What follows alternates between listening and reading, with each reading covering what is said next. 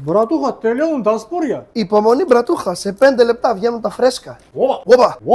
Μαύρος χρυσός, μπρατούχα. Μέχρι να ετοιμαστούν τα σπόρια. Πάμε να δούμε τι άλλο έχει το μαγαζί. Όπα. Ξηρή καρπί όλων των ειδών. Για να τρως με το σαμαγκόν. Διάφορα δημητριακά για το πρωινό. Καφέ και τσάι για κουτσομπολιό. Όπα.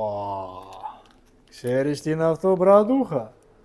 Ρίγαν είναι, μπρατούχα. Ζελεδάκια για τους μικρούς μας φίλους. Άμα θες κάτι πιο υγιεινό, έλα από εδώ. Ξηρή καρπί ομή και χουρμάδες γεμιστοί. Και από εδώ έχει αποξηραμένα φρούτα, χωρίς ζάχαρη. Τώρα πάμε να σου δείξω κάτι που δεν έχεις ξαναδεί. Όπα. Αυτό τι είναι, μπρατούχα? Τώρα θα σου δείξω, μπρατούχα. Όπα.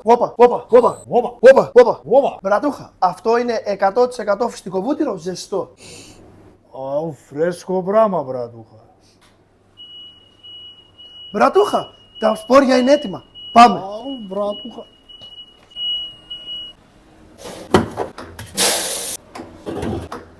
Όπα, μπρατούχα, θα καείς. Αυτά καίνε πολύ.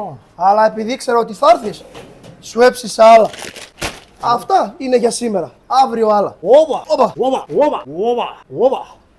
Όπα, μπρατούχα. Давай, μπρατούχα. Περίμενε, μπρατούχα, να σε βάλω λίγα ζεστά σπόρια για το δρόμο. Μέχρι να φτάσεις σπίτι, φτάνουν. Όπα, μπρατούχα. Спасибо. Давай. Αυτά και άλλα πολλά, μπρατούχα. Θα τα βρεις στον Εύωσμο, Μεγάλο Αλεξάνδρο 67 ή αλλιώς στο e-shop kiurakinac.gr. Давай, μπρατούχα.